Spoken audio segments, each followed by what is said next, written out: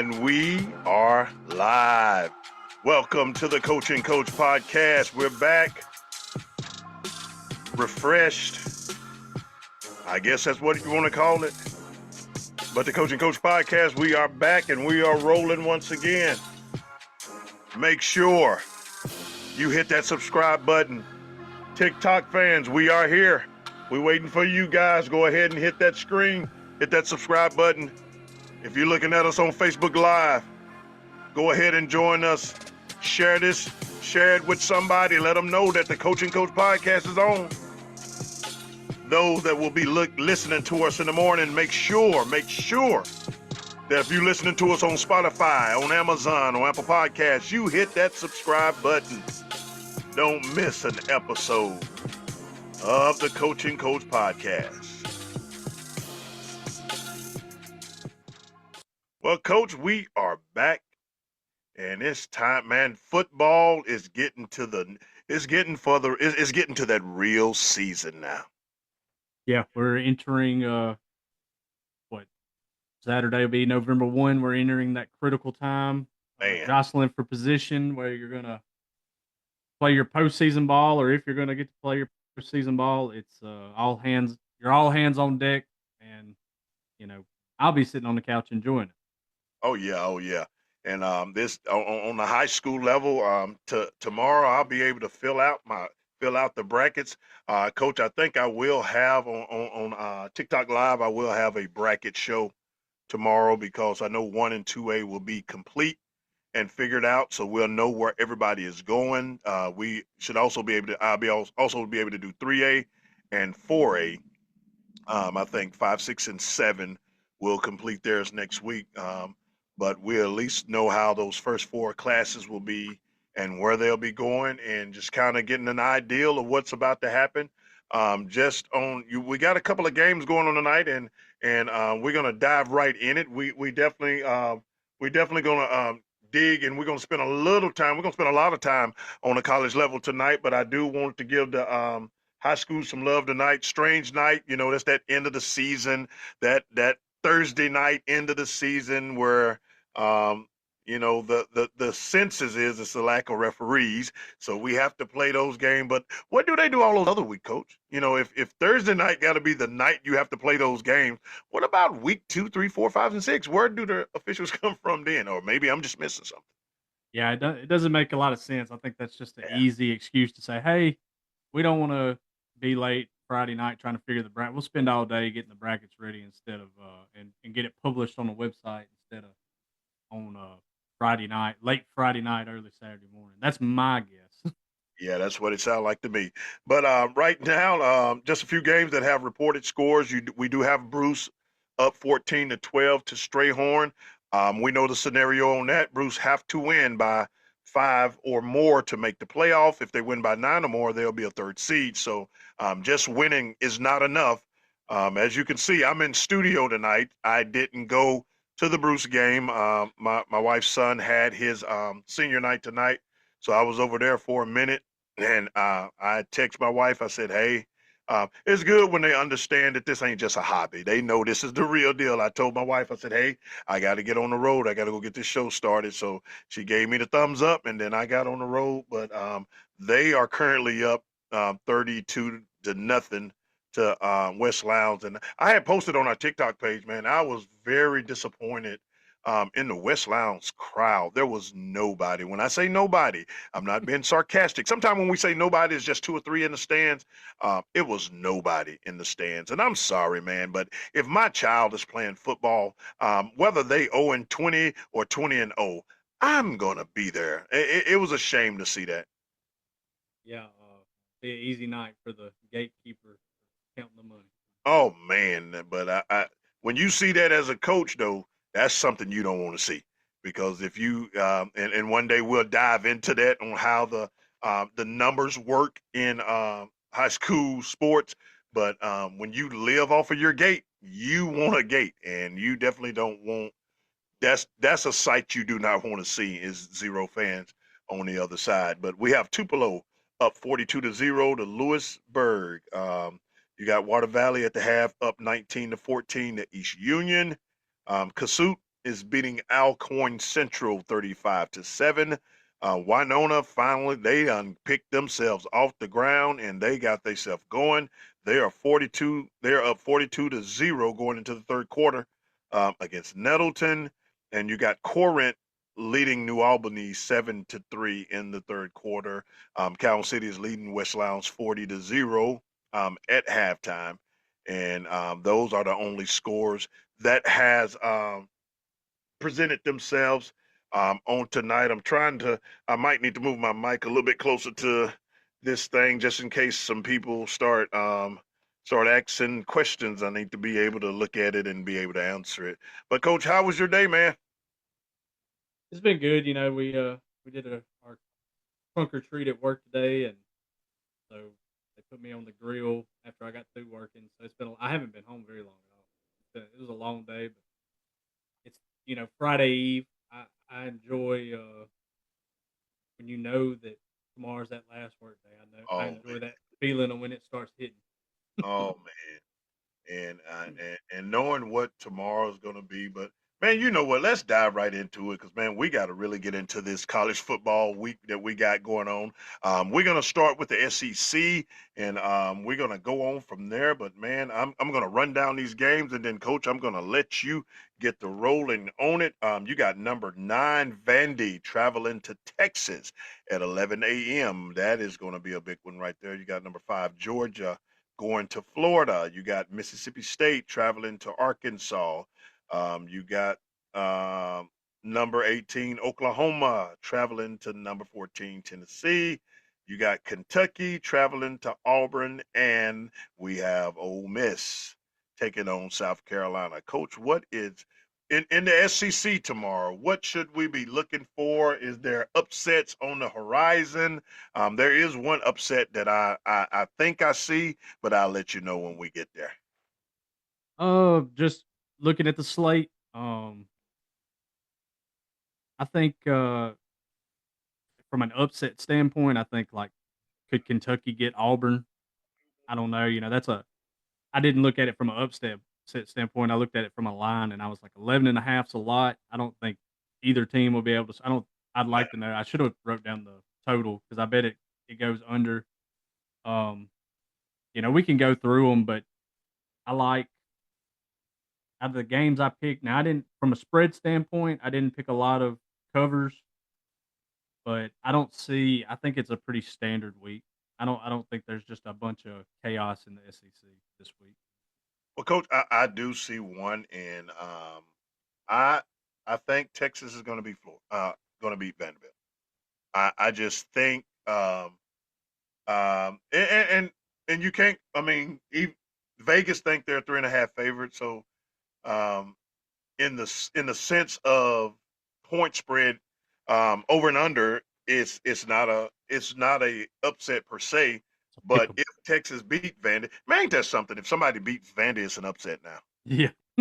Like what is a world where you ever thought that somebody beating Vandy was considered an upset? Well, it would be an Mhm. upset right now. It's a new era. But just talking about we can talk about that game for just a second if you want to. Yeah. We can stay here with it. I think now I hadn't looked as of lunch. They had not confirmed whether Arch was playing or not. Oh, I do think that if Arch, I think if Arch is playing, is the line more like 5.5, 6.5? So I think that Vegas thinks, well, there is a chance for Vandy because we don't know if Arch is playing. And they don't, Texas doesn't block anybody. Arch kind of carries the offense with his legs at times. To me, that's why I picked Vandy outright because I think that when you're not scoring a ton of points with your starting quarterback, who hasn't looked great, but you hadn't pulled him, I think they're gonna play like a 6-year guy. If Arch doesn't play, they're gonna play a 6-year guy that's been at like 3 different schools. He's been in the portal a lot, and if you can't score, journeyman. yeah, if you can't score with your starter, I just don't know how you're gonna score with your backup. And then Vandy, I think Pavia's proven like I don't think he's had a. I had somebody in a live ask me the other day like Pavia going to get any Heisman. Oh Yeah, no, that's nah, not he's happening. not statistically. He's not there. There's too many guys above him, but he could get like an MVP status for what he's done for that team. You know what I'm saying? So I think I like Vandy, and they're just a team that's built like, to me, they can win an ugly game. They've proved it, and I think it's going to be an ugly type of game. So I know it's on the road at Texas, but I've got Vandy, and the main reason is because we don't know what the quarterback situation is for Texas. Well, the thing is why I got Texas. I feel like the clock is about to strike midnight. I think that this has been an amazing year for Vandy. It's more than any Vandy fan could have ever expected. It's more than any Vandy fan could have ever even asked for. I mean, you are going into November at 7-1. Like, let that sink in. Vanderbilt, Yeah. uh, uh, a school that's you don't really look at as back in the day it was the difficulties in getting in there through through the clearinghouse. I know a lot of people that probably don't even know what the NCAA's clearinghouse is because those times are gone beyond us. But just the difficulties of teams getting good players in, and now not even being on that upper echelon of being able to get that type of money to get the type of players in. I just feel like right now they have had an amazing year, um, one for the ages, and I just feel like on Saturday I think the clock is going to strike midnight. And I mean, it very well could. I mean, I do, the lines the way it is for a reason. Texas will be you're a top 10 team going into their house. They're going to pack it out. It's going to be I'm sure it'll be an incredible environment. Yeah, But I think we could have made this case that this could have happened to Vandy a couple times and it hasn't. yeah. Um, they could extend it out. I think to me, the Tennessee game will be the Here's the deciding reason point why I now. think that people still, even though Vandy was winning, I don't really people grasp it that it's Vandy. Yeah, I think now this week, hey, this team will embarrass you. I think the preparation for Vandy changes. And I think Texas will be the first team that looks at Vandy, looks at their record and not look at Vandy. And right. I think for the most part, not saying people was looking at Vandy like, hey, they're nothing, but I feel like, they overlooked their record and said, "Hey, this is still Vanderbilt." But you gotta close your eyes and say this is a 7-1 team, um, with a quarterback that done rushed for almost over 500 yards, got five touchdowns on the ground, who's tough as I don't know what, with a defense that has held um, teams in check. You have to look at that now, and I think now you're going to start getting teams to prepare for the numbers that they see, and not the team that they see. Right. And I mean, it wouldn't be a shock for Texas to win this game. I know that people like to rag on them, but they lost to I think the front runner for the national championship in Ohio State in week one. Yeah, And then they kind of, this league will get you any given week. And Florida got them. But other than that, I mean, they've had some ugly games, don't get me wrong. But yeah. as of late, I thought they've looked a little better. So it wouldn't be shocking for Texas to win this game. But I'm rolling with Vandy. In my picks, I have Vandy. So Mississippi State, Arkansas, and it's strange to say this, but is this a trap game for Mississippi State? Because they're still two wins away from getting bowl eligible. That's still, I mean, even with the type of season that they had, that's still got to be a goal, and they're 2 wins away. Well, I mean, it's got to be a goal if you're Petrino, because that's, if you could get a couple games, that boosts your chance of having a chance to get that job. Yeah, I he don't, can't go over. He no, cannot go over and still think he's going to keep that job. I don't believe that. I don't believe he would get it. I think he would have had to make a pretty good run to get it. Yeah, And I think that time's passed. But, I don't know how much a bowl game means in this era because we're just in the playoff or bust era. My thing about Mississippi State is they've just had so many chances to get over the hump and haven't been able to. And now you're going to go on the road and try to do it again. Do you have that week where, um, like it's just different trying to get up for it because you've had so many letdowns? Or, do they come out? Do they come out and play this? the way they have week in and week out, I think they've got a great shot. Oh, But they're coming. If they play like they've been playing, then they beat Arkansas by 2 touchdowns. yeah, I mean, I think that's definitely possible. I just worry about, and then I've read some stuff. I don't know how true it is because the first availability reports that's come out, Shiffin's not been on it, but we're hearing that he's got some, something wrong with him from a, I don't know if it's lower body or what, but you know, I know people rag on him or like we need to go to Kamario Taylor, but I think he's been pretty good for him. I don't know how differently they'd be if he's not 100%. Um, and I do think Arkansas is elite offensively. I think Arkansas can score points. I think it could be a shootout type game. Well, And the when total is State's gotten into these, do what? the total is 66 and a half. Yeah, So I mean, Vegas think it's going to be a shootout. so and that's the thing is like Mississippi State's been in these games where they lost to Tennessee and Texas in similar games like that, and maybe being in them enough, you learn how to close one out. Maybe it's another heartbreak. I think it's an interesting game for sure. Coach, and it also it's 11 points higher than any other SEC game. Yeah, 66 points. That's a lot of points. Arkansas can score. And I mean, yeah, they're probably. I think I would go to under on that. That 66 is a lot of points I right think there. it easily gets there. That's a lot. I do believe for Ole Miss, you got to be pulling for Arkansas, and here's why. Um, I don't think Mississippi State. I don't think they beat Missouri. That game is at Missouri. They're not going to beat Georgia. The reason why I say Ole Miss fans should be rooting for Arkansas is because they lose this one right here. They're going to drop those other two. Now you don't. We're trying to eliminate incentives for the Egg Bowl. Yeah, You do not want to add bowl eligible to that incentive. yeah. They Because if they can get one, yeah, they they're get going this. into Now the you Egg go into Bowl. the Egg Bowl with bowl eligibility on the line, stopping Ole Miss from getting to a playoff on the line. I mean, there's so much stuff right there, and you don't want that. So I will be pulling for Arkansas because we need them to go ahead and handle business.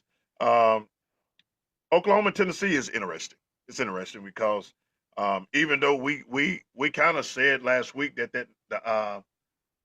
we kind of said last week that a 10-2 team right now, you're probably out unless some mess happened on the top. But you're probably much out. But you're for sure out. The loser of this game is done with because both of them sitting at 6-2. You're completely out of playoff contention altogether. The loser of this game right here. What was it? Speaking of Oklahoma, I do want to touch on this before we segue into Ole Miss. Um, the things that were said, and I listened to, I looked at Lane's interview going for the South Carolina game, and some statements made by Oklahoma. Um, was it legit comments that was made? Coach, I'm gonna tell you, I saw some all 22 film, and it kind of made sense why Venables said what he said.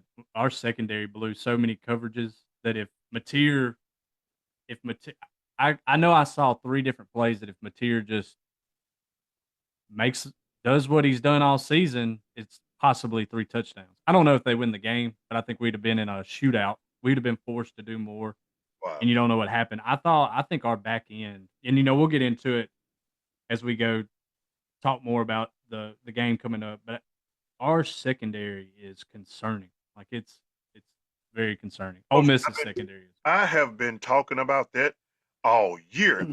The fact is something. I guess I got PTSD. It's something about seeing face guarding at Ole Miss. I man, I have seen it in previous years, and like I said, when I see it, it makes me think that okay, we're not good at what we're supposed to be good at because now we have reverted back to this style of covering. And when I see it, I always get upset because, like I said, it takes me back to a time that we wasn't very successful against the pass.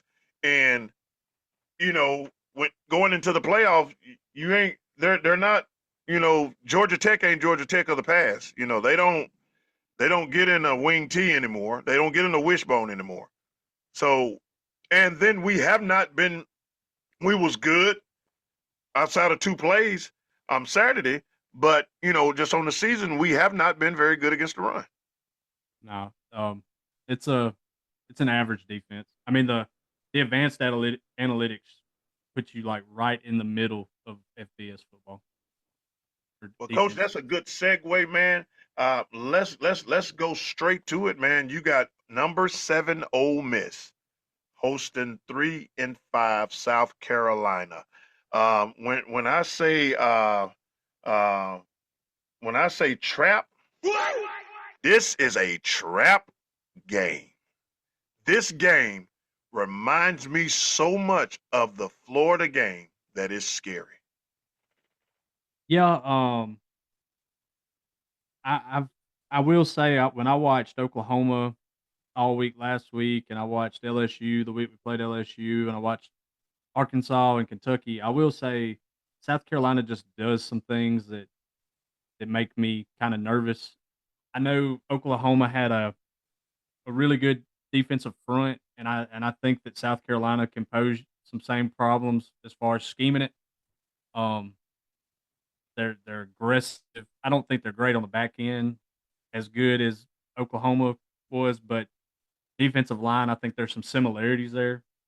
And offensively, what scares me is if you blow coverages, if you have coverage breakdowns that are Like not, we do. Like we do a lot. but then it's also like, and it's not a product of just blowing it from just a straight, like you saw something that triggered you to go in the wrong direction. I'm talking about the fact that sellers can get outside the pocket and move, and then you have coverage breakdowns because he's capable of keeping his eyes downfield and hitting a throw on you based on the fact that he was able to get outside the pocket and make things work and keep a play alive. When he steps up in the pocket and runs, he's just a running threat. Like he's almost like a running back coming at you. But when he gets outside the pocket, that's what scares me. I think that if you make him stay in the pocket and pass it, I don't think he's as good downfield. It's like he's not trigger happy. He's going to get to that check down pretty quick. But if you let him get outside the pocket looking to throw, he can hit a big play on you. Yeah, you can go look at it against Alabama. He hit a few. Coach, you know what? This is the perfect time for Coach Benji, key of the game. How do we win this week, Coach? Well, and I think it starts. If you want to start out with keys for offense, I think you have to find a way to scheme number 6 out of their game plan defensively. Um, he's I think he's elite, especially when he knows that all I have to do is go get the quarterback. But the good thing with Kiffin is he does a really good job of scheming your defensive strengths away from you. And so I think it's find a way to make Stewart ineffective, and then stay out of those obvious passing situations. I think that's one way you do it without having to scheme. If you make it so obvious, if you make it obvious that he can just pin his ears back and come, I think he's going to have a chance to get home. I do think. I think after watching several now 8 weeks of Ole Miss football, I do think our offensive line's okay, but you got to help them out as much as you can and not be in those obvious passing situations where that defense just pins its ears back and comes after you. And Coach, then I think I don't mean to cut you off, and we'll get right back into it. But I just got a report that Strayhorn coach was ejected at halftime. that So ain't good. that ain't good. That's good for No, us, but not when you're it's reported that Strayhorn coach was ejected at halftime. not when your playoff line live is on the Wow, line. wow, wow, wow. But yeah, so that would be my keys offensively, and then defensively, you obviously have to get number 16 Lenore Sellers on the ground, and I think the way you do that is He's I don't hard to get know on the ground, coach. He he he is, he's tough to tackle, man. and I think your best bet is to try to collapse the pocket from the middle I don't want to get a bunch of edge pressure that he say you rush too far upfield, he slides underneath you, gets outside, or he steps up in the pocket. I think you got to make sure that middle's closed. He scares me more when he steps up and just takes off. Especially if you try to send some type of pressure at him and you're playing man behind it, there's nobody there. You saw that a good bit with Alabama. And he just takes off. But he's tough to you gotta get him on the ground. And then you've got to get off the field on third down. Where I get my advanced analytics, South Carolina is 133rd in the FBS on average third down distance. They are 111th in third and fourth down success rate. Ole Miss is top 40 in third and fourth down success rate. So if you can get them in that third down, fourth down situation, make sure you get off the field. You can't let them extend drives on you. So just looking, I mean, we know how important this game is, and 6 o'clock game, and like I like the fact, I like the fact that you know I've told you Ole Miss at night is different. Ole Miss's night at night is different, and if that game, if South Carolina find themselves either down big or close going into that fourth quarter, that atmosphere shifts. It took a it took a long time. I've witnessed it. It took a long time to have that type of place, but when it comes to that fourth quarter, when I say that stadium shifts, like man, it is something to see. I won't witness it this weekend, but man, it's cold. I watched that game at the house, but I'm not built for the cold like that. I was struggling tonight, but if Ole Miss can can handle business for 3 quarters, I think that that shift will be too much for South Carolina to deal with, and I think Ole Miss go ahead and pull off because we have to, we have to, because if we don't get this game, um, that's you know I don't feel like he'll make the mistake with Florida like he made last year. So this is the trap game right here. I think he'll have um, and then with everything that we'll talk about later on, with all that's going on right now, I think he'll be on his P's and Q's for Florida, either for either trolling or interviewing, whichever one we want to say it's Well, gonna be. coach, I'll tell you, I think he's locked in because you could almost say he overcoached that Oklahoma game. Like he almost made some decisions that I, Yes, I think he wanted it so bad that he almost cost himself. And you know, Ole Miss has a very good home record.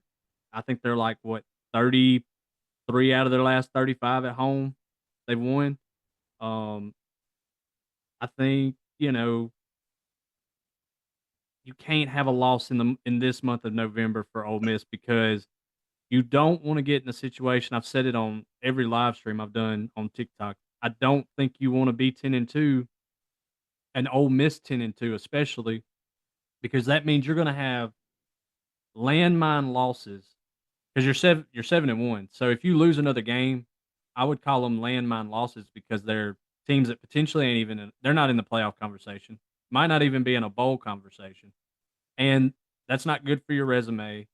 And then your best win at this point, best win could be a 6-6 LSU team that's or that an don't even. 8-4. I think Oklahoma's got a.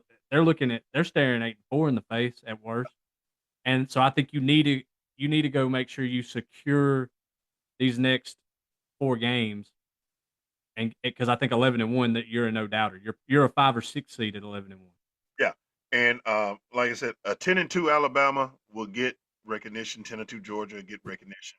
I even go and say a 10-2 Tennessee will get Yeah. another look. But Oh like you yeah, said, absolutely. a 10-2 Ole Miss is not getting. They're not getting that look, and that just be another situation. Well, I don't, and I'm not saying they couldn't, but I think you're taking it out of your hands and putting it into the committee's hands, and I wouldn't want to do that. Not at all. Not the way. Not how smart they are. But just to segue, man, we speaking of Ole Miss, they're the chatter. And I know we're gonna spend some time on this, but it's been a lot of chatter.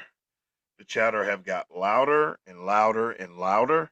I thought about some things today. I know you got some things you want to touch on today, on it as well. But the Lane Kiffin possibly going here or possibly going there, it's getting louder and louder and louder. It is, and it's going to continue. And I was thinking about something today. I was I always go into coaches and look at the coaches and I was talking to myself and I was like, Alabama never had this issue of, man, where is Nick Saban going to go? Um, Tennessee, I mean, I was like, Tennessee, I've never known them have a coach like that was parlaying trying to get somewhere else. And You never hear of like you haven't heard Josh Heupel. He's done a great job at Tennessee. You're and not hearing his name mentioned one nowhere, time on the short list. coach, even to the extent, even at Auburn, what Auburn coach that was successful was like, okay, he is stepping up to another job. And I was like, why is it that, you know, the cost of success is always this chatter at Ole Miss? Well, I think it's even. I think if Ole Miss had anybody else as their head coach and was having similar success, there would be some buzz. Florida courted Hugh Freeze after that 2013 or 2014 season. They were really after him. I don't never, Hugh, there's only two coaches that I believe that no matter what their success would have been, they wouldn't have never left on their own. And that's Matt Luke and Hugh Freeze. Oh yeah, I mean I agree. He wasn't going nowhere, but um, he was definitely courted. But I'm gonna tell you just why I think you're seeing it so much. You're paying the Lane Kiffin tax because it's Lane Kiffin. I think that we live in a era now with media more than ever. You're not finding it here. We're going to give Yeah. you our opinion. We're not doing anything for clicks, but it's a click driven media cycle, and his name is going to generate them. Whatever you can put whatever behind the name Lane Kiffin, and it's going to get clicks. It's going to get engagement. It's going to get comments, likes, shares, I'm gonna and have to I tag think his name. that oh yeah, you got to. I think that people are or media members are using it because you'll just. I'm just telling you. There was a podcast I listened to yesterday where the Grove Collective, the head of the Grove Collective, got on there and they don't know anything, and he will be responsible for getting the NIL deals in place for the players if Lane Kiffin is the coach at Ole Miss come transfer portal season. Do you not think it's important for him to know and he doesn't know? So if he doesn't know anything, none of these national media members know anything. The only person that knows anything right now, in my opinion, is these athletic administrations tied to these jobs and Jimmy Sexton. I'm not And even sure Lane knows I anything at wanted this to point. ask you that because to me, I understand the dynamic between my agent handles that.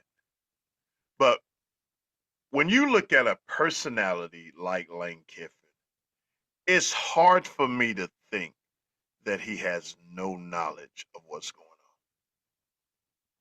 I'm sure he does a little bit, but he doesn't know the final, like what, like if the rumor was true that Florida made their first offer and Ole Miss matched it, he knows stuff like that. That was the rumor that Florida made their first offer, Ole Miss matched it in the moment and went back to the discussion.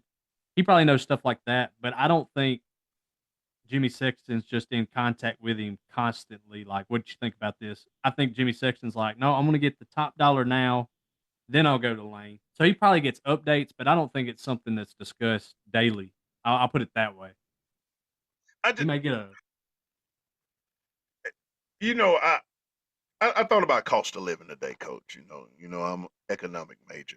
I meant major. Look, I'm thinking no, I'm not in school. I need to make that clear. I said that wrong. I'm an economic teacher.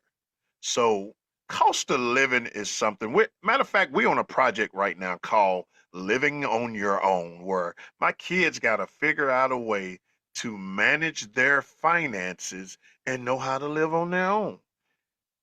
When I look at the situation, and people will take my stance on it because I am an Ole Miss guy, so yeah, it's gonna seem like I'm.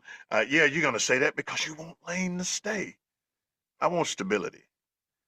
At the same time, coaches gotta start looking at the cost of living, not the actual cost of where you're staying at, but is this job worth what I'm gonna make? Is if I move to Atlanta to make 20 to make I'm in Mississippi and I only make 50,000. I'm finna move to Atlanta to make 100,000. That seems great. But in Mississippi, your cost of living is 20,000. So you're profiting 30. You go to Atlanta, your cost of living is 90,000. And I think sometimes we don't look at cost of living. So coach, when I look at Lane, all right, we looked at. I never thought. Now I do believe if Lane Kiffin would have had success um, in USC, he'd never left USC. I think he loved USC. Yeah, that was the dream job. I, and he just Tennessee. I didn't really buy him staying at Tennessee. The Oakland Raiders. Don't even get me started on that. Anytime you try a 70-yard field goal, you don't want to be there no more. So and you know the coordinator job. We know we knew he wasn't gonna stay at Florida Atlantic. I mean wherever he was. We knew he wasn't gonna stay there. I think USC was the place that if he could have got USC rolling, he'd have never left USC. Yeah. Um, I understand he's older now. He's 50. You mature. I think about myself.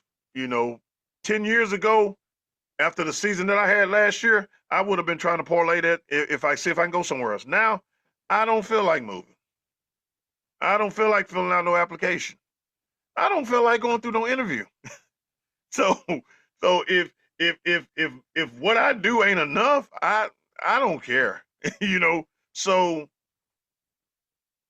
is he? When do it get to a point where a coach say, "Man, the cost of living is too high for this job"? I don't think there is a point because I think at the end of the day, Kiffin the example. There may be coaches out there where that is the thing, but I'm gonna say this. This is my thoughts on Kiffin. I don't know the guy. I'll probably never in my life have a conversation with Don't say him. never, son, because we're moving on up. Well, I mean, I may get to ask him a question one day, but I don't think I'll ever get to know what's your favorite color, what's your favorite movie, unless I ask. So we'll hope. But Gotta get fish involved. I don't, I don't think money will impact his decision one way or the other. I think he is the jobs that get offered to me. Will they offer me a better chance to win a national championship than where I'm at Ole Miss right now? I think that's the only question that matters, and the only person that can answer that question is Lane Kiffin. And that Now was he can definitely make more money. He's going to get more money for being in the situation. They're going to redo his contract, but I don't think that has to do. I don't believe that. For one, I think Ole Miss will match whatever it takes. I think that they've got the financial backing to make it work. But I don't think his decision at the end of the day will be, can I get another $2 million here? I think his decision will be based off, can I get a chance at a national championship on a regular basis? Let me put you on the spot then. Can he win at Ole Miss? Yeah, he's 7-1 right now, and barring some disaster, he's going to host a playoff if things go scratch and he wins because he's going to be a double digit, or Ole Miss will be a double digit favorite from here to the end of the season. You don't have to cover those games.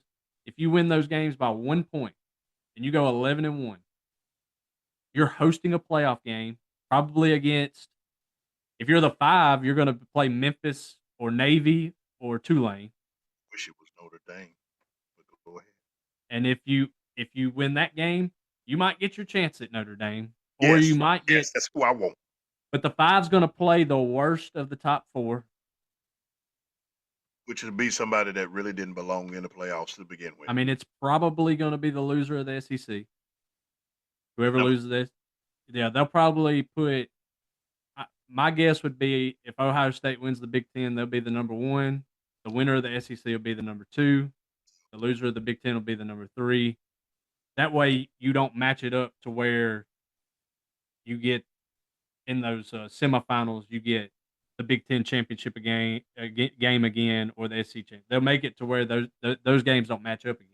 but my So you're thing, going to get, or if you're either going to get the Big Ten loser or the SEC loser. but if A&M went out and they lose, and Indiana went out and they lose, the top 4 seeds should still be Alabama, A&M, Indiana, and Ohio State. That's what I'm saying. It will be in some Okay. order. It will be in some order. That's what I'm saying.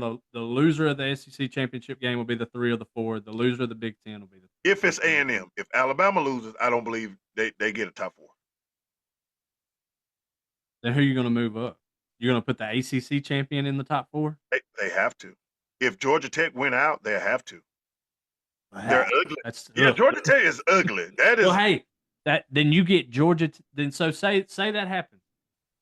Say Ole Miss somehow gets the 5, and you go play then you play Georgia Tech. So you probably play a group of 12. There's a chance that, and then this also needs to be talked about. If Lane Kiffin, if things go scratch and they're in the playoffs, he's going to be coaching in the recruiting window. Still, he'll be coaching at Ole Miss during early national signing day. He'll be coaching at Ole Miss around the time if they get out of the first round during the transfer portal. Is anybody going to wait that long to hire a coach? Yeah. Coach, you talking about you're just blowing an entire window. You just said on the top 4. Last year Boise State was number 3, Arizona State was number 1. That was ridiculous. I don't think they're going to make that mistake again. That was horrible. That was horrible. So you're looking at, because last week, I'm not gonna lie, you had me convinced that. Now you did have me worried about LSU. I think it was how they lost. They got Les Miles. Why did I say Les Miles? They got Brian Kelly fired. I think it was how they lost. Not they lost, but how they lost. I think that's what got him fired. And I was convinced that, Florida cannot offer what, Ole Miss. I think I said it was a lateral move. But you had me worried about the LSU, and then boom, all of a sudden the LSU job pops open. Yeah. So is there political parties jumping in it? Would that be enough to keep Lane? I don't want no part of that, because I'm a personality anyway, and I don't want to mix my personality with the show they got going on over there. Well, I think it's a terrible. It was just a mistake to say that Lane Kiffin's agent should be investigated. It was a terrible look to say that we're not going to give out another one of these contracts. So they admitted that they're not going to, if they let the governor of Louisiana have the say that he says he's going to have, it's going to be. I don't know how that job's attractive. I wouldn't touch it with a 10-foot pole. So basically, speaking like an NFL team that just saying they're about to just restart, because you're not finna get. What do you think you're finna get by getting a mid-level coaching head coach at a major level coaching position, and thinking you're going to get the talent to compete in a division, well, in a conference that's now moving to 9 conference games. Yeah. And I think that, to me, I thought the most sense before all this happened was, as much sense as it does make to go after someone like Lane Kiffin, I thought John Summerall made a ton of sense. He has a recruiting base in Louisiana because he's at Tulane. I think he's going to be a great coach at the Power 4 level one day. And you could have got him at the beginning of his big time career for cheap. But now you've said all this. I don't know who, and I'm sure somebody's going to take that job, because it doesn't matter. Coaches are wired that it doesn't matter what circumstances you put in front of them. They they can fix it and win there. I just to me, and I'm gonna say this too, just in case it's not Lane Kiffin. Say it's not Lane Kiffin. We've seen with Auburn now what happens when the media pushes the guy. They push Lane Kiffin so hard, the fans pushed him so hard, and then if it's not that guy, it's failure because he was doomed from the start because the fan base didn't want him, the boosters didn't want him. He's their second choice. And I think that for some of these schools in this carousel cycle, it's gonna be this exact same cycle in 2 years. I think that's why I think you should sit still if you're Lane Kiffin. I think you can raise your program a tier, and I've said this before already. I think you can raise your program up a tier without winning a ball game because there's going to be chaos around you constantly. I think that this coaching this coaching cycle is just gonna. I think next year's going to be crazy, and then I think it's going to start all over again with the same schools after that. Well, it's nerve wracking. I was looking at our coaches over the previous years. Um, you know, and I had to double back on the Tommy Tuberville thing because I looked at it today. I was just looking at Ole Miss coaches and you know what what was their drive, what was their motivation. I had to double back today because I had to look at the fact that Tommy Tuberville inherited a team that had half the scholarships. They was on probation and it was a mess. And he was able to build the program back up. He had to deal with playing. I know. I never forget the first time I saw Nate Wayne. I mean, a monster of a man. I mean, they scared the crap out of me. We went to go visit Fred, and he just bust through the door. And man, I thought we was done. Hey, this big 260-pound linebacker just bust up in here, built like a machine. So Tommy Tuberville had to build the program back up. He had to deal with deaths. Unfortunately, it was one of our guys. Joey had passed away in that tenure. Matter of fact, Tommy Tuberville did the eulogy at First Methodist here, and and I had to double back on it because I said Tommy Tuberville had to endure all of that, build the program back. So him going to Auburn, even though I didn't like it, I didn't like how he did it. I kind of get it. I kind of get it. David Cutcliffe, I don't think. I think Cutcliffe. He came in. I don't really. I don't think he really just looked at. I think that Tennessee one day was something he was wanting to lean to. Whenever it came open, I think he would have stayed at Ole Miss until Tennessee came open. Um, I know he. I don't really see him as one of those top recruiters. I think Eli was coming to Ole Miss anyway. He didn't have to do nothing about that, and that was obvious because outside of Eli, we never really had another quarterback under his tenure. Um, I always thought Houston Nutt was here to try to find another job. Houston Nutt never wanted to be at Ole Miss. This was a place for him to find another job. Ed Ogeron, if Ogeron would have been successful, he would have left.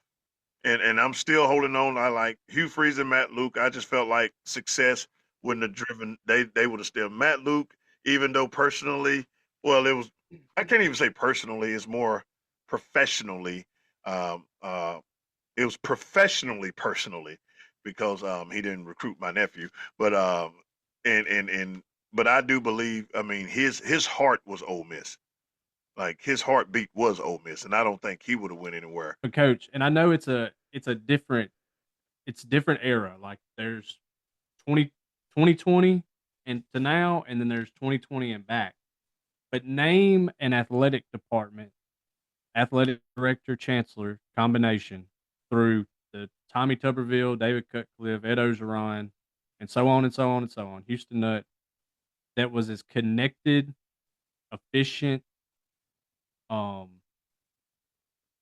was willing to do whatever it took to give the athletic programs the resources necessary to win. Are you What would saying have Ross Borch didn't do that. Whatever his name was, Not on the level that he didn't that do it. I think. Now I do think that Ross did some okay things, but I also think that he killed the football program because he just kind of let the NCAA walk all over him I during think the investigation. Keith But Carter being here made a difference. Keith yeah, Carter wasn't a person hired in that I'm just a good. I'm an athletic director. Keith Carter played and was successful under that banter. So it carries. It's almost like going to coach, even on the high school level, going to coach at your hometown. It's a different. It's a difference. Not taking nothing away from people that go coach other places, but there's a certain motivation you bring with going back home, and him being. but it takes like and it took getting your chancellor on board with it because everybody thought when he got there it was going to be the same thing. It was going to be, which there's nothing wrong with, making sure academics is taken care of. But I don't believe they thought he was going to buy in to the athletic vision in the way that he did. Now the chancellor under Houston Nutt was a good one. He really bought into athletic. I don't think it was like you're saying a good connection between AD and Chancellor. As far as everybody been on the same page, but the Chancellor we had under Houston Nutt, um, I see his face. I just can't think of his name. Anybody in the chat that know the Chancellor with Houston Nutt, It go ahead. wasn't. Was it Robert Kyatt or was that before? Yes, yes, yes, yes. Yeah, and he was, and yeah, but that's what I'm saying is like, but who was the was Pete Boone the athletic director at that time? I mean, and that's all you Might got have, to know.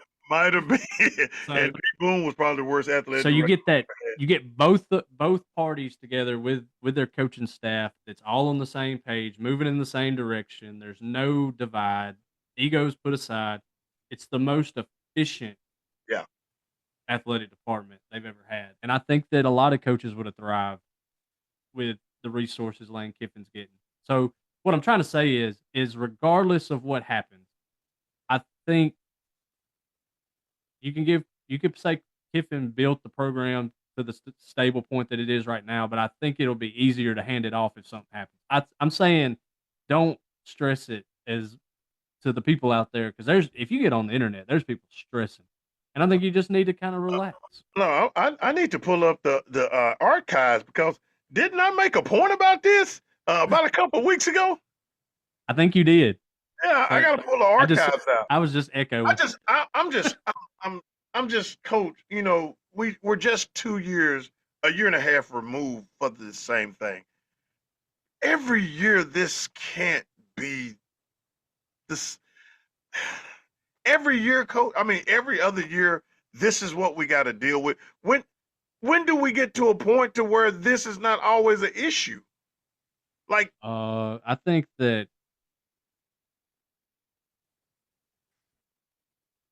I don't think we'll ever deal with it with Auburn again. I honestly think that Freeze got himself another a year. I think that we can have that whole I'm just talking discussion, about in but general. Every time a coaching job come open, I think it's almost something like we're going to deal we're with. we're not even uh a liable place to be. We're not even a place. And I'm just as an Ole Miss fan, I'm just sick of it. I'm sick of um for instance, and I didn't have an opportunity to investigate it. I hope it was true, but I think there's reports that Mississippi State offered Austin Simmons, I don't think that's true. and it's I mean, I'm probably sure it is. I'm sure, but I'm sure everybody is. I'm sure that everybody's been on the phone offering him something. and it's just at a point like as a coach. All right, for instance, when I was at Coffeyville, not saying I was the best coach at Coffeyville, but we had some success on the basketball program. We was constantly in playoff contention. We was constantly in we was constantly had an opportunity to go to Jackson, and every year my players had to deal with the rumors. Well, he's going back to Bruce. Oh, he's going back to Bruce. To where it got to the point where I sat them down. I said, if I ever leave here, I'm gonna tell you first, because I needed to ease their mind that I wasn't jumping ship to Bruce because what they thought coaches from Bruce, everybody's saying he's going to Bruce. And when I left Coffeyville, I told my players before the playoffs, I set them down. I said, guys, this is my last year because I had accepted a coaching job at North Panola at the time, and I was just going to do football. I was done. I was supposedly done with basketball, and here it is, 15, 20 years later, I'm still coaching basketball for some reason. But I just came out and told them, you don't have to deal. You don't, and we don't. I don't know what he told his players. He said he did have to have a conversation with his players. I don't know what he told them. I don't know what he told them. But it's, I guess as fans, man, I'm so over it, man. I'm so tired of that's the headline. When the headline should be, Ole Miss have a chance to make the playoffs this year. Ole Miss got a chance. And whether or not we say it affects us or not, those players that you think about an Eccles, a kid that's a young player that's pretty much going to be, hey, I'm going to be an Ole Miss guy. I think that's just he's going to be that guy. I want to be an Ole Miss guy. And you got to hear this constantly and constantly. That gotta mess. And then you build relationships with your coaches that gotta have an effect on the players. I think that's what sunk us 2 years ago. See, I disagree. I I think I disagree because if Kiffin left and went anywhere, his whole roster could go with him scot free, and he could stay with his coaches. 2 years ago, you couldn't do that. There was a one time transfer, and that team was full of transfers. That if Kiffin dipped on them, they were kind of stuck. Now it's unlimited. I don't think players think about it. I don't think players, and I'm not saying that there's not some. Like I'm not gonna. You made an example with Will Eccles, and I'm not gonna say. I'm not saying Will Eccles don't care about Ole Miss and Will Eccles don't this and that. But if he wanted, if his coaches was the reason for his decisions, we can just follow him, penalty free. And you know what's sad about that? Is the one element that you need to be successful are the ones that's going to get screwed in the situation. That's us. That's us. That's us. That's the donors don't transfer. No, You know, if I'm sitting here like, yeah, I'm sitting here with my wife and saying, yeah, I'm about to write Ole Miss this $2 million check, man. I'm so excited about next year, and then all of a sudden, um, Lane Kiffin is going to Florida. Let me tell you why Lane Kiffin should go to LSU. Baby, hold up, put that checkbook up for a minute. Let me put that check up. And now we got that player that we can get that's waiting on that offer, but I don't know what Lane gonna do because ain't nobody talking. Nobody's talking. Ain't nobody letting me know anything. So I'm not about to write this check until I know what's going on. well, Don't transfer. I'm sure that might be the thought on some of them, but um, I guarantee you this is, like in 2022, they raised like $10 million in 1 week. I hope you're right. I'm sure there's been some money. I'm sure it's not to the same effect because I'm kind of with you on there's probably some fatigue there, but I bet the Grove Collectives had a good couple weeks. Coach, if we're tired, and you know how people, we've been around people that have money, and with money, you won't. With money comes control. People that got money don't want to feel out of control. And this gives you an out of control feeling that, you know, I don't even know what's going on. And now I'm calling my buddy. Now I'm calling you because you were just about to write because you motivated me to write this $2 million check. You got a $5 million. Like, well, hold on, Benji. We need to wait because they ain't telling. They're not. I'm seeing. I just look at Pat McAfee and they saying that it's almost a done deal. He's gonna be in Florida. And who do we got to bring in? Who they're thinking about bringing in? Nobody's talking to us, Benji. So now Well, behind the scenes, that's $8 yeah, million. but I get what you're saying. Behind the That's $8 scenes, million we just held back on. and I know And I get where you're coming from.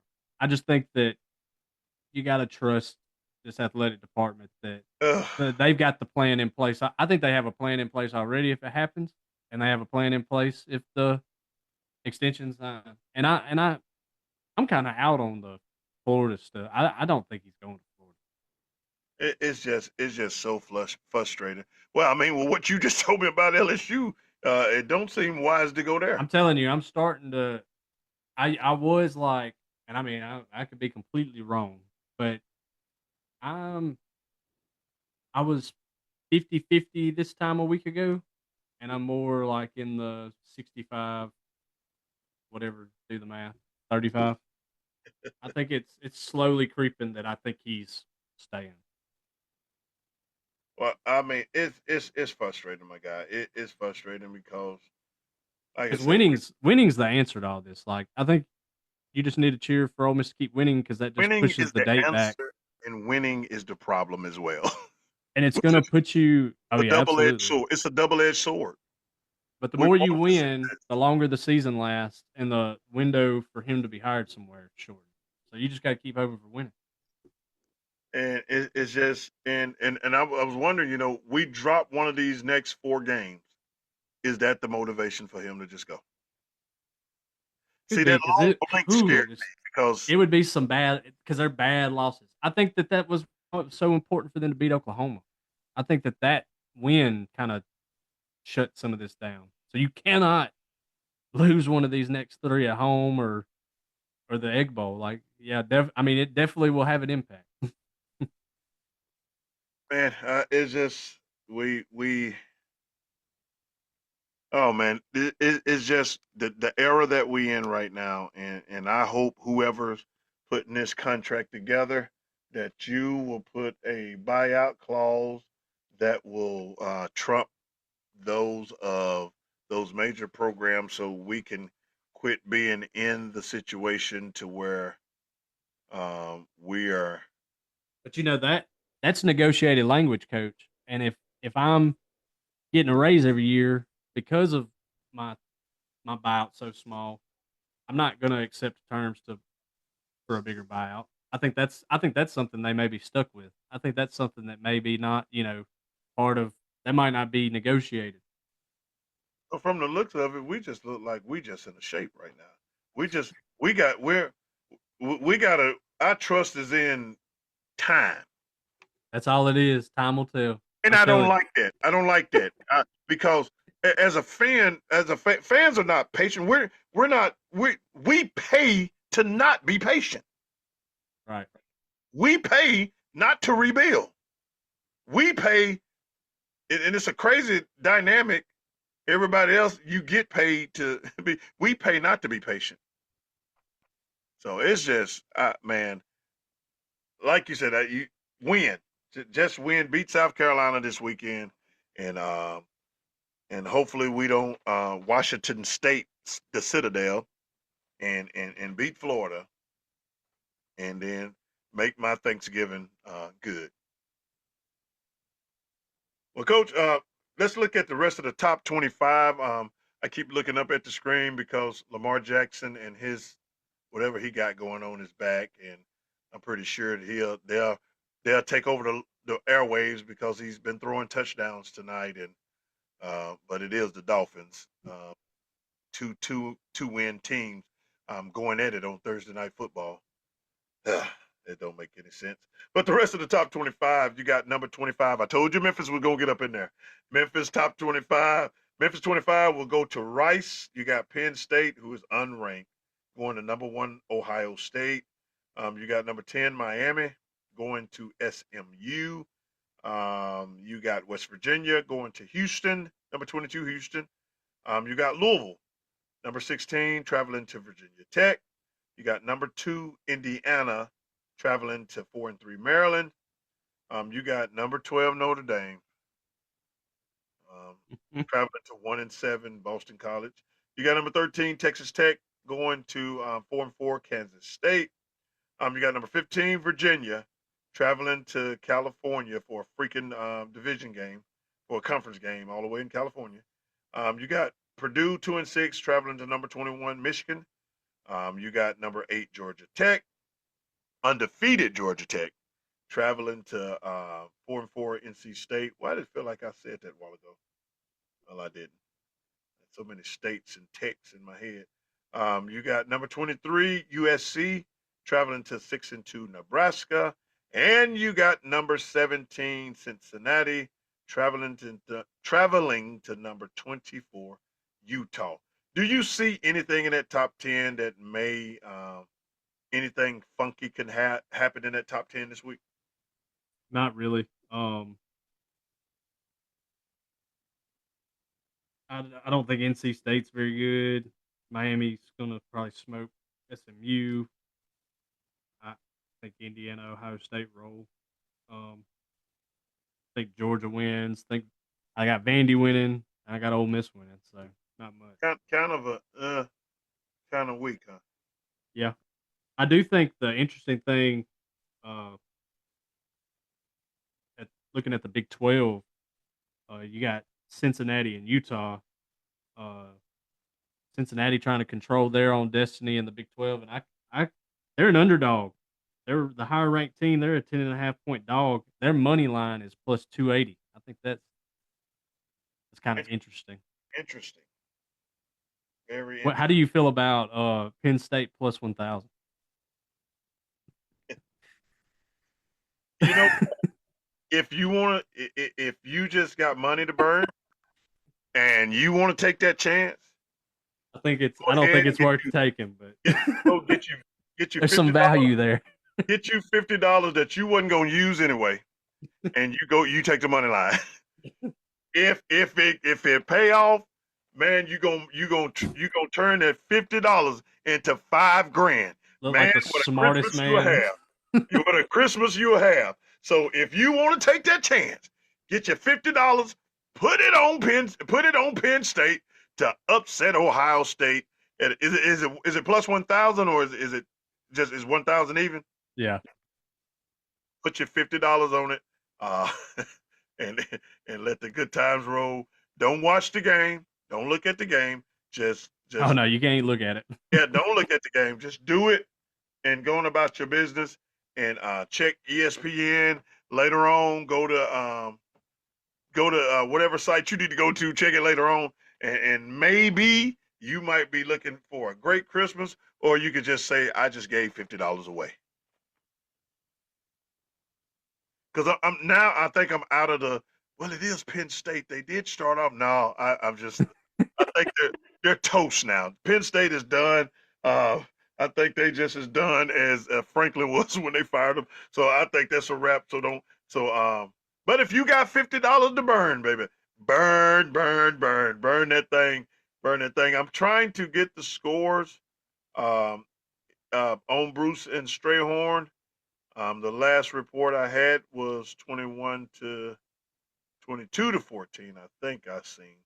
So if you got the scores of Bruce's Strayhorn, go ahead and put it in the chat somewhere. They wasn't able to stream the game live.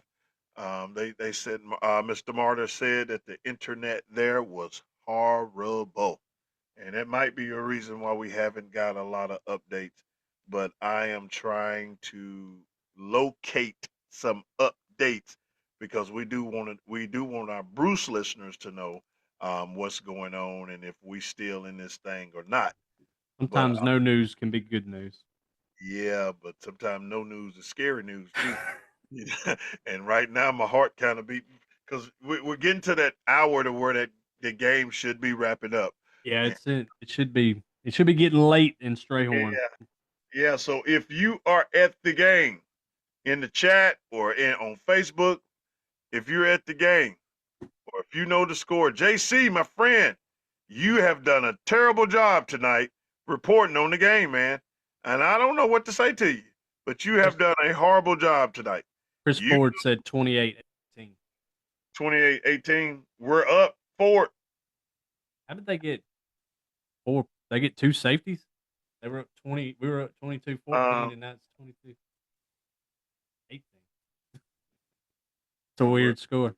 yeah, it's weird. And if they can maintain, is that the game or is that the Well, how much to go in the fourth quarter? But they should be in the fourth quarter right now. If they maintain that, Bruce will end up being a third seed and will be going to Hamilton opposed to going to Baldwin. And Congratulations. that was important because Baldwin is in that top that triangle of teams in the 2A. 5:50 to go, so they need to maintain and make sure that they don't allow them to score again. A score from Strayhorn will bump us out the playoff, coach. That is crazy. Yeah, it is. That if they scored and if it's 28-26, we can't even celebrate. So It's we have to D up. So I don't know who's at the game, but you better be cheering right now because old coach don't want to go to Baldwin next week. I won't say it on air, but it's like one of those, those clinching that you'll be clinching for the next 550. Hey, if you ain't tackled before, I need you to tackle tonight, baby. I need you to maintain. So I tell you what we'll do. We'll stay on until the duration of the game. We want to make sure you know and want to hear it from us first. Uh, I'm with you for it. I don't want to go to Baldwin either. So keep us updated on that score. Tell JC he's fired as an media person. We was gonna give him his credentials, but he hasn't updated nothing on Facebook, so he is fired now. I don't want to hear nothing about no service. I don't want to hear nothing about none of that. Coach, were you ever in a situation? And I think you would. I don't know. Well, not your first 2 years. Y'all were terrible. But were you ever in a Oh, we situation? just made the playoffs. We got Oh one, man. Yeah, I remember. Trust me, I This remember happened to me my first year back at Bruce, though. I remember the Hatley We game. beat the yeah. Yeah, I was there. Lord have mercy. Oh, it happened though. We got completely left out. We beat the number one seed in our division, and then got blasted the rest of the time. And the way the tiebreaker worked out, we missed the playoffs. Mm. But as a player, we won the division my senior year. Junior year, we were the 2. Sophomore year, we were the 4. Freshman year, we were Well, I tell you, the games like that, man, are you hate the points. And like I said, when you control your own destiny, that is the best. You hate to have to deal with points. You hate to have to deal with. the 28-24. That's that. That's I didn't But need to. does a win lock you in, or No, do you have to? you have What's to. the by 5? So You he have to win by knows. 5 to get the fourth seed. You have to win by 9 to get the third seed. Well, you ain't got to worry about him going 4 minute and trying to run the clock out. He's gonna go try to Yeah, score. he got. We got to score. You got to score. You got to get out of that because winning tonight is not enough. And man, the crazy part of that, coach, is winning tonight. Would that push us to 7-3? Yeah, we'd be 7-3 with a win. And 6-4 with a would win. be out of the playoffs if we don't beat them by 5 or more. Yeah, that's crazy. Oh my man. That got my stomach hurting right there. But we are going to stay on until we get a final score. So Ford, you are hired for right now. Get JC on the phone and you talk to him until this game is over with. Matter of fact, anybody that's at the game, if you can, well, no, you can't get on live because you're probably not listening to our show right now because they said the service is terrible. So we're looking at that. Just we do have some scores that have updated. Let me reload old screen here. Count City beat West Lowndes 40-0, which that was pretty much a given. In the let's keep from going to Count City Bowl. We don't have a score between First Camp and Coffeyville. The loser of that game will be in Count City next week for the first round of the playoffs. In other words, we call that get your gym shoes together. Um, yeah, that's all that is. You might as well go to that game. You might well go to that game with your gym stuff. Be ready to turn in your stuff after the game. Corinth is beating New Albany 26-17 in the fourth quarter. That's a bit of surprise. You had Baldwin beating Walnut. Water Valley beat East Union 32-22, but they clinched the division last week. Tupelo beat Lewisburg 49-0. Kasuth beat Alcorn Central. In the Jackson area. You look at the games that's going on in the Jackson area. Just looking at games that has went to a final. All right, you got Scott Central beating Lake. Well, they're beating Lake now, 35-22. Mendenhall is beating Raymond 28-0. Mount Olive beat West Lincoln 50-0. Pelahatchie beat Puckett 55-0. Let's see, just looking at teams in that area. Kosciuszko beat Amanda Elzy 49-0. Taylorsville beat Lumberton 32-7. Looking, seeing if the scoring updated. You got West Lauderdale leading Choctaw Central 39-21. Let's see. That's about the only teams that have reported. You got Oxford leading Jackson Murrah. They're in Jackson tonight. They're leading 42-0. So Why are all the teams that still have a like? I get it for the playoff teams playing on Thursday night, like the last regular season game, but this is not for the big schools. They still got a whole another regular season I week, don't don't I don't know why they're playing on a Thursday night. Um, they? they ain't got no officials. That's what they keep selling us.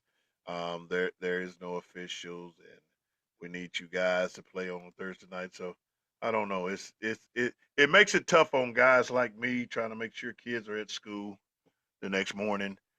And that's what I'll be doing all day tomorrow is checking, make sure our kids are at school because when you play on a Thursday night, um, it, but let's see. On tomorrow night, we got you got North Pontotoc going to Tisch County. You got Lafayette taking on Caledonia. You got East Webster.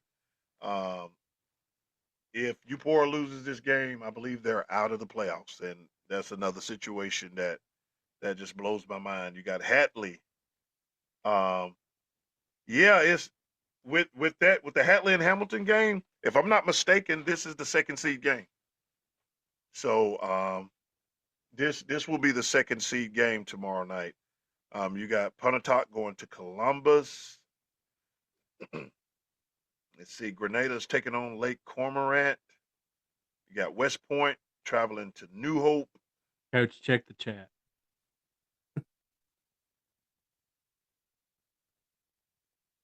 Wait a minute. That'd Who? be Strayhorn 32. How did that happen? Ford, somebody give me some information. What happened right there? Because wasn't it 24? That's another touchdown in 2-point conversion. So now you can only win by. I'm sure it's getting late. Yeah, it was only 5 minutes at that point. It's a 4-point win. If Bruce got a touchdown, 2-point conversion, you'd only be up 4. Oh man, you're right. It'll be 36-32, and that's not enough. Wouldn't that be crazy to ever see a team that's up and have to kick an onside kick?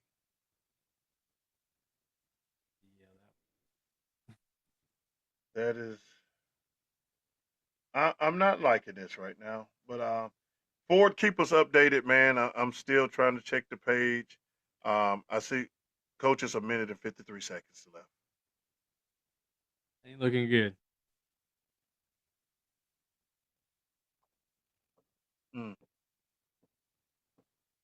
But if you want to change the subject, Yes, please. you know who does look good, and we haven't shouted them out all season. Oh yeah, The Southern Miss Golden Eagle. coach. And you know what? I blame you. You are the NCAA guru of this podcast, and you have allowed fan chat. If you are a Southern Miss fan, then blame Coach Benji. It wasn't me. It wasn't Well, me. I'm the NFL uh, guy. It is my fault. I'll take blame for it. I try to keep up with, there's what 32 NFL teams. There's like 132 college teams or more. It's hard to keep up with all of them. But man, they've got a real shot, a legitimate shot at not only playing in the Sun Belt Championship but winning it. They their You know what's sad quarterback, about the coach? I, is there a Conference USA? Is this yeah, the is Coosa's still a thing. it is The okay? only loss Southern Miss I still has, thought they was there. So well, they went to the Sun Belt about 3 years ago because that conference was a conference that had Billy Napier as a head coach in it. Um, who was it? Troy. It was Summerall at Troy before he went to Tulane, and then but anyway, they moved to the Sun Belt because that was a conference that you looked at as an outside chance at a group of five to get in the playoff conference, like a tough conference that it could do more for you than being in the Coosa. And then all them coaches left, and that conference is kind of falling off, and the Americans now that conference. But they've got a shot right now. I think they're tied with they're tied at the top of their division, and then James Madison leads the division coach, you know what I wish that they would face if they make the conference championship. I Um, wish we would do better at, and it's amazing that in Mississippi we're not doing a good job at it. Um, JUCO I'm gonna coverage, do a better job. I'm gonna make an coach. effort to have a Coach, notes page hey, on if you unheard Coach College show, oh, you ain't got no apologies here. But we got to do a better job. The reporting on junior college football is horrible. yeah. Like defining the information, there is nothing that got. And maybe I'm missing it. But this ain't the first year that I've tried to get scores on junior college. Junior college is horrible when it comes to trying to find information on what's going on.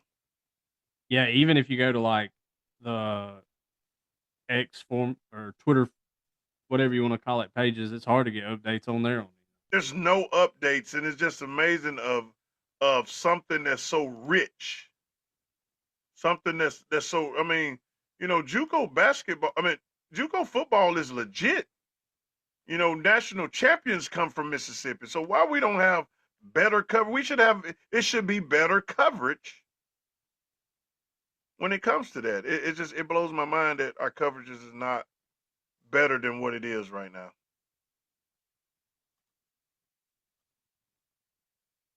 Well, Coach, at this point, man, I'm not even gonna respond to that, Chris Ford. I'm not. I'm not gonna respond to that, Coach.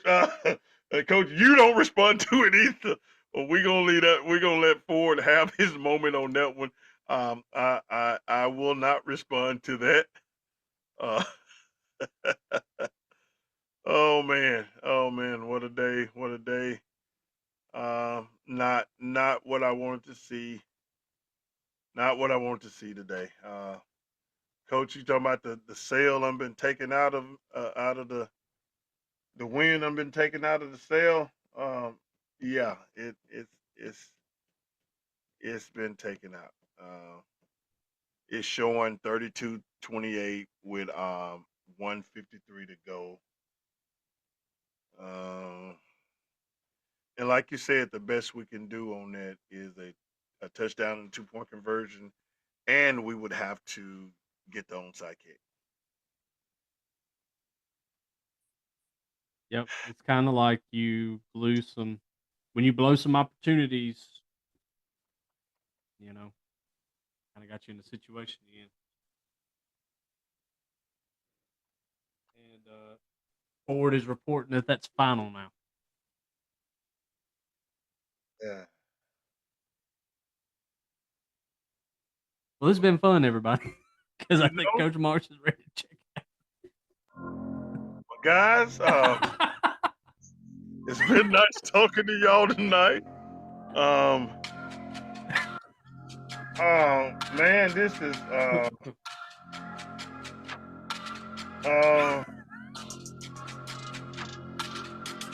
I, we're gonna end our show on Facebook Live. I will, if you want to see I do want to bring Ford in, and I want to do a good quick 5-10 minutes with him on TikTok. So those that are following us on TikTok, stay on there. We will be right there on TikTok in just a second. But we are going to end our live on Facebook Live. We thank you guys for joining us tonight. Make sure that when you get this notification that you share it with your friends, share it with your family. The Coaching Coach Podcast on Spotify, on Amazon, on Apple Podcasts, wherever you get your podcast. Click that subscribe button, set your alert, and make sure you don't miss an episode. Coach, until we see Facebook Live again on Saturday night, man, we love it. We love you, and we will see you We'll see you Saturday for the Coaches Show. Those that are on TikTok, follow us to TikTok because we're headed there now.